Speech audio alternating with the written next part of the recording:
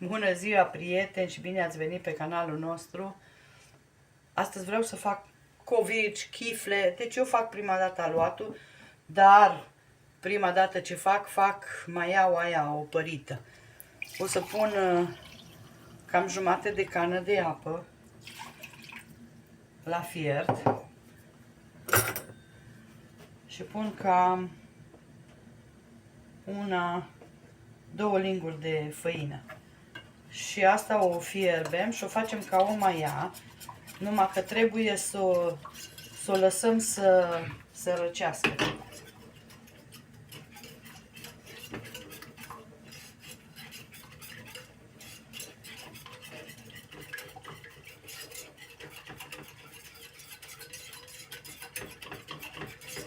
Îi dăm un clocot. Și de ce facem asta? Pentru ca să țină mai mult timp moi. Acum nu știu încă ce fac. Ori fac chifle, ori fac covrici.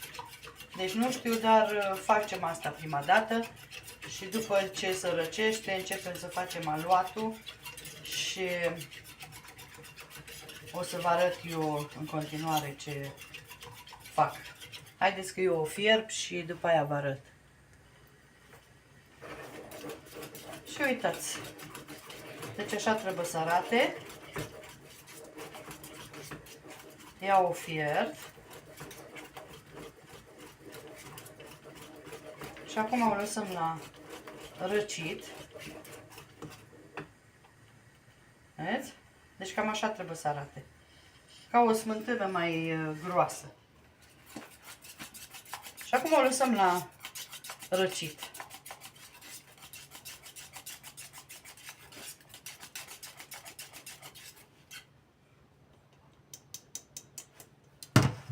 Și revin. Haideți să vă arăt. Ca dacă vrem mai repede să o răcim, deci noi nu folosim lapte, nimica, numai apă folosim. Punem apă rece peste, ca să nu trebuiască să așteptăm. Eu am pregătit 300 de ml de apă rece, să vedem câte ne intră, ca să o aducem la... să-mi iau elul. Să o aducem la temperatura care de frământare.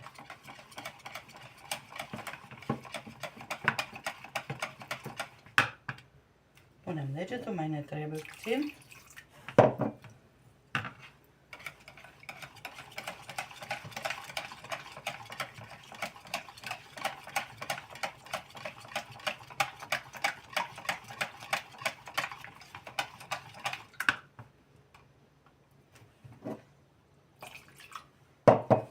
Deci o probăm până la... o aducem la temperatura de frământare. Deci noi nu folosim lapte aici, eu numai apă folosesc. Perfectă. Deci așa o căutați. Pe dosul, ca laptele pentru copil când îi dăm. Așa, acum turnăm aici.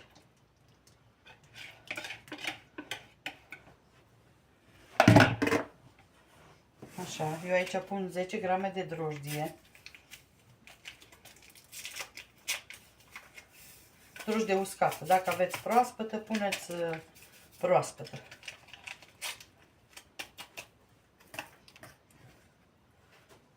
Amestecăm puțin.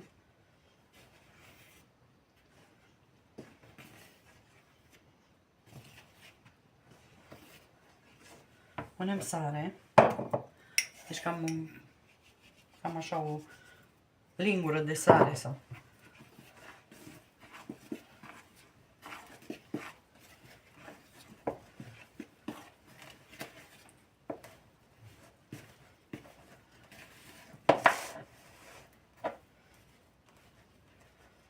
Eu am topit, nu este neapărat, deci nu trebuie neapărat să topiți untul. Hai să mi-l golesc aici. Dar eu n-am avut unt la temperatura camerei.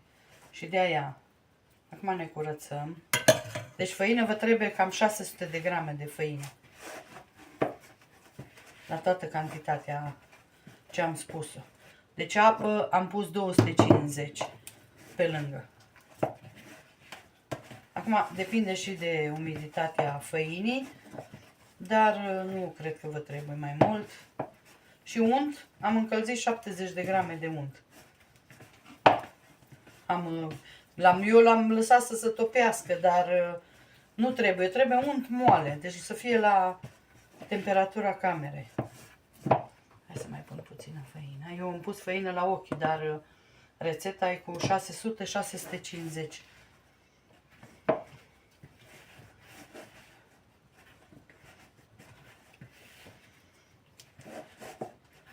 Deci îl simțiți la mână așa cu făina asta topită, adică încălzită,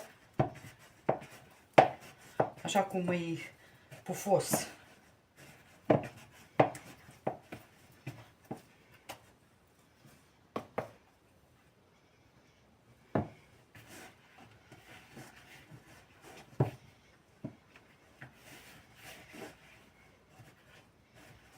De 650 de grame de făină, 70 de grame de unt, sare o lingură, eu zahăr n-am pus deloc și nici nu pun, că va crește drojdia. Mai ați văzut că am făcut-o cu jumătate de cană de apă, deci să zici că am 200 de ml de apă și 2 linguri de... Acum începem să punem untul. 2 linguri de făină.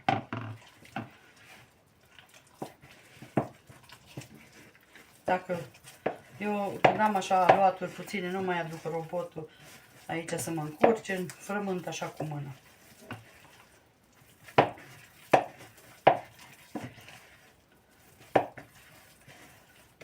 Am zis, facem aluatul și după aia vedem cum îl modelăm.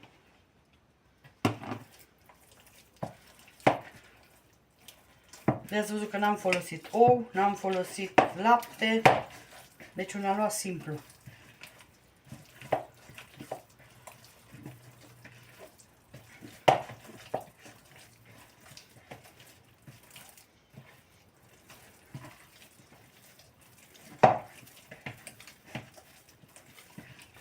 Eu pun untul în 3 tranșe, suficient.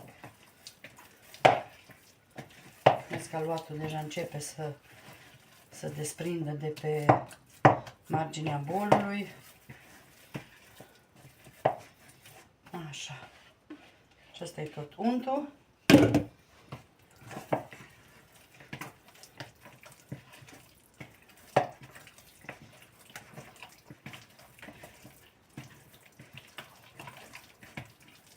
Puteți să faceți cornuri, puteți să faceți chifle din alea pentru hamburger sau puteți să faceți covrigi din aluatul ăsta.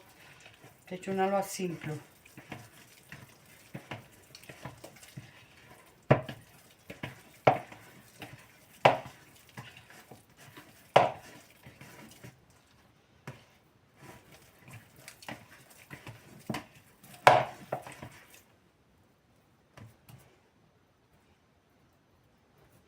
Vedeți, îl simțiți așa cu făina asta opărită.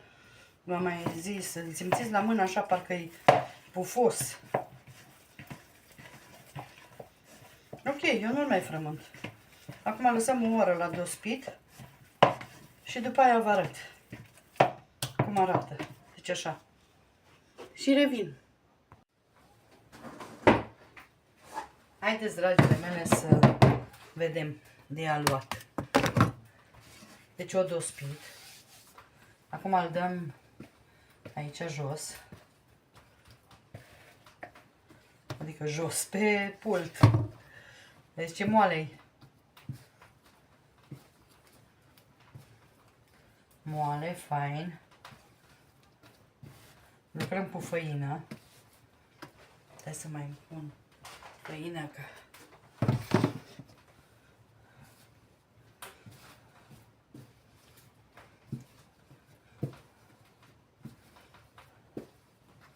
Așa, ca să putem să-l rupem sau tăiați cum doriți Ca să-mi iau și eu ăla de tăiat.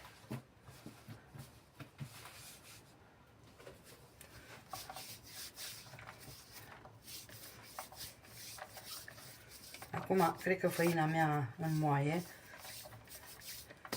Bine că am imediat ugat lotul ăsta. Deci să-mi iau ăla de tăiat și să tai. Vedem în câte bucăți. Asta era bună făina de făcut din aia cum îi spune, întinsă, ștrudă. Că o făceam mai tare și ok. Acum facem bile. Stai să mai pun aici că e prea mică.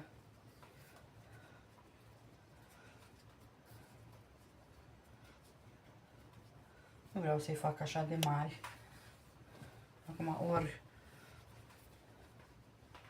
așa. Lucrați cu făină. Acum poate aluatul dumneavoastră nu e așa moale și merge da, dacă vă iasă așa ca a meu. Eu am vrut să fie mai moale, dar nici chiar așa. E prea moale.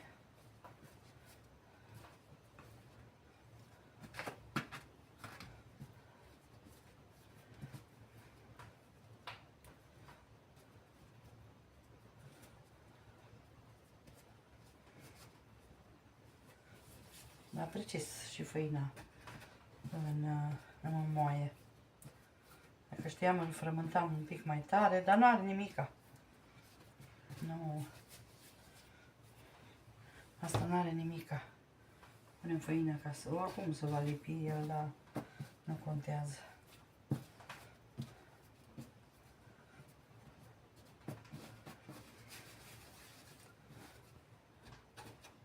Așa. 9. Normal cam 10, dar probabil că am făcut mai mari, dar nu contează.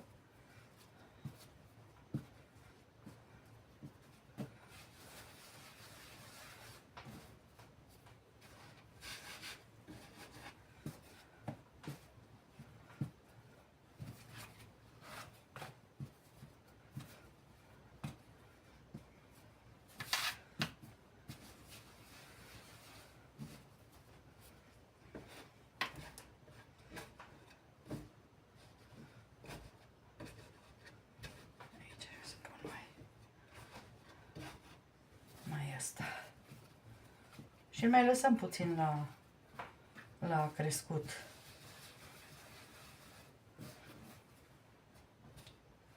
Așa, ia copăr și revin. Haideți, dragile mele, că am făcut unul și după aia m-am dat seama că nu v-am filmat.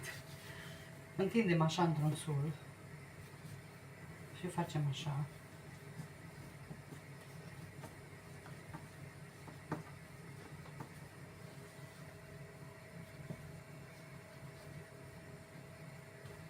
Așa.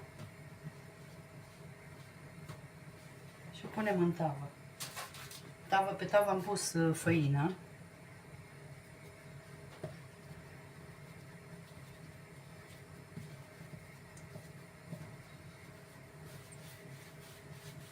Și facem covriș de ea rotunzi. Din aia vreau să fac. Am pus și apă la fiert.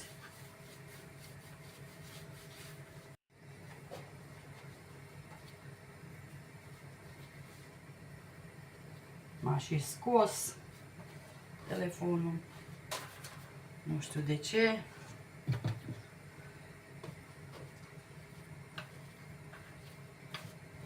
Acum știți cum să faceți modelele, dați care doriți.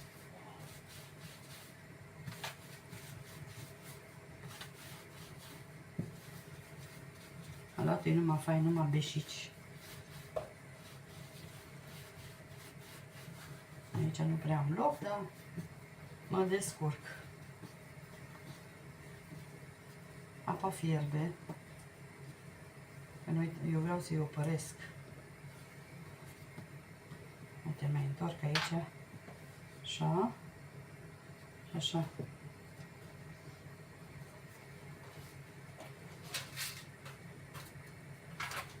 Uitați așa. Arată.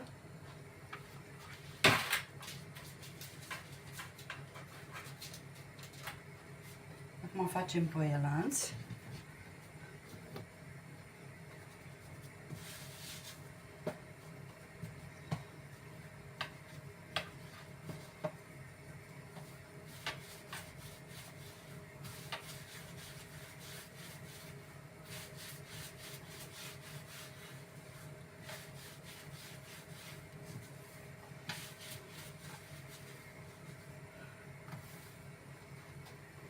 Să le pun o hârtie în altă tavă.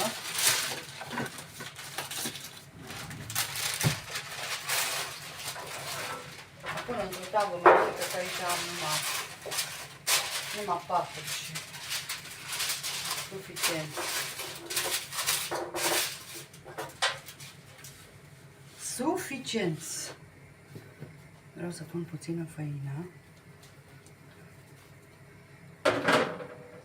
Ca să pot să-i iau, știi?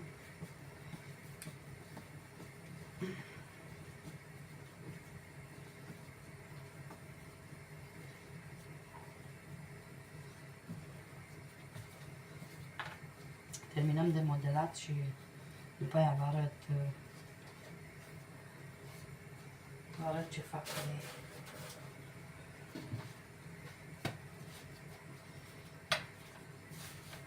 Ops!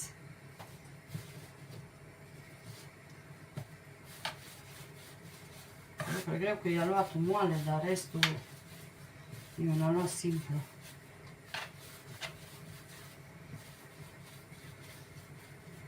Dacă știți că aveți făină care vă moaie, mai bine faceți aluatul mai vârtos.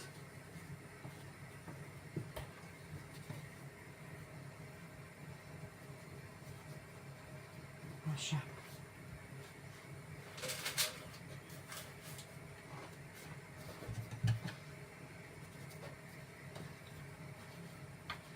Meța mea, după cum stă, tot mai moale se face.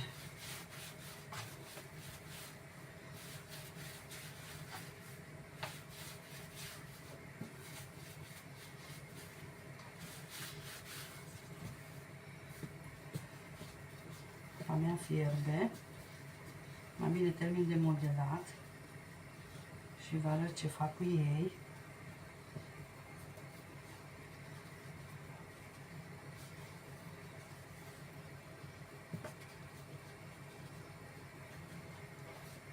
Acum nu sunt ei perfecți, dar principalul gustul contează.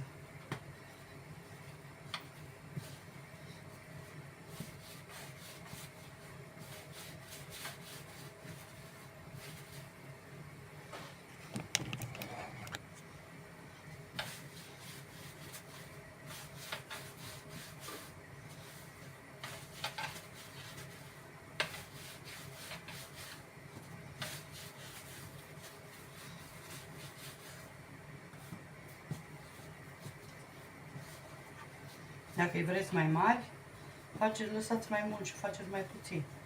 Faceți numai 6 sau 7 maxim. Dacă îi doriți mai mari. Uitați, așa arată și ăștia lanți. Ei oricum își schimbă forma când îi opărim. Haideți să vă arăt acum ce fac. Aici în apă pun sare. Deci nu pun, am văzut că mai am la mine pe pagină cam o lingură de sare. Mai am la mine pe pagină unde pun bicarbonat. Ăștia nu. Ăștia vin cu sare. Făcuți. Acum apa fierbe.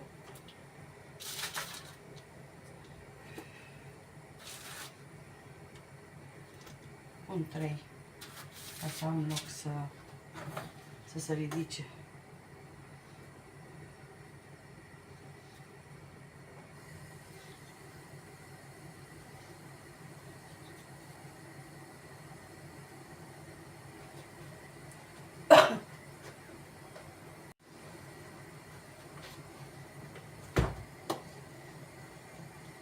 Întoarcem. Uite, asta s-o și desfăcut. Dacă nu l-am prins bine, n-are nimica. Trebuie să-mi caut susanul.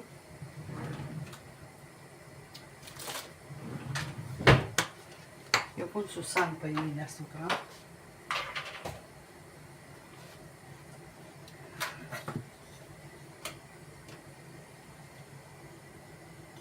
Vedeți? Eu v-am zis că ei își schimbă forma când îi pun în apă.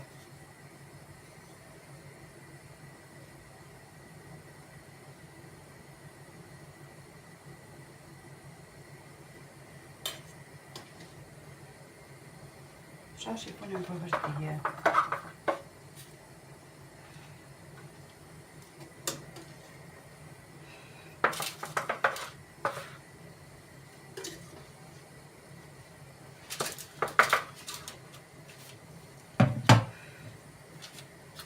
Așa.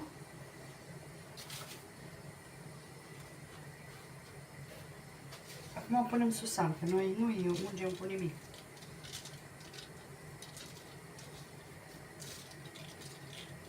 Și mai lăsați la crescut puțin, cam un sfert de oră.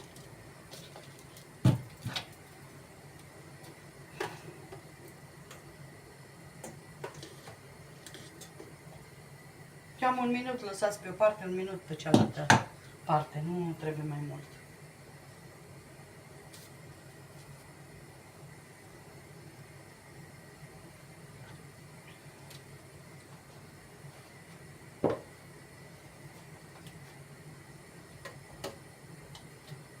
Ei.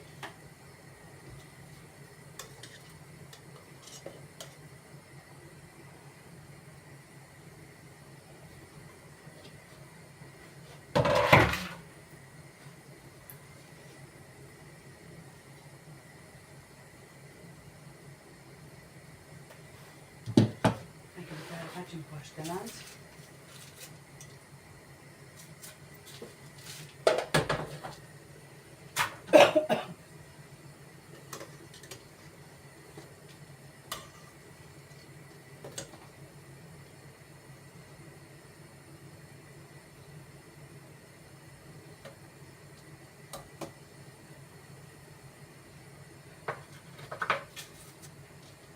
Așa. Și asta îl punem aici.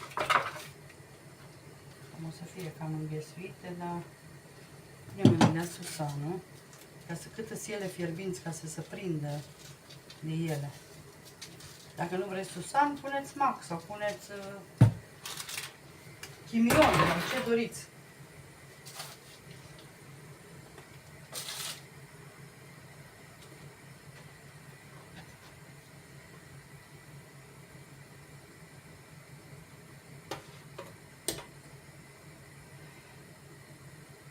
Pun numai câte două, că și după aia rămân numai cu unul.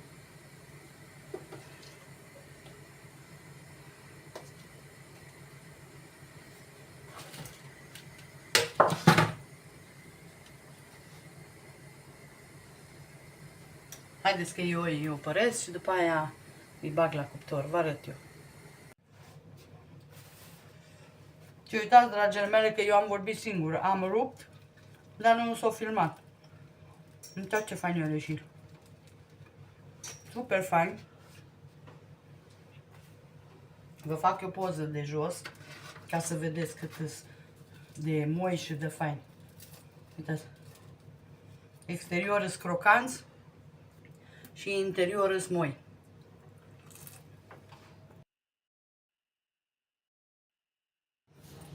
Și uitați, dragile mele, așa arată și de jos. Deci de o pufoșenie. Deci n-am ce să vă spun, uitați. Uitați cât îți de moi și de fain. Eu am rupt unul ca să vă arăt cât de fain ies. Sper să încercați această rețetă. Sunt minunați. Vă doresc o zi minunată. Bye, bye!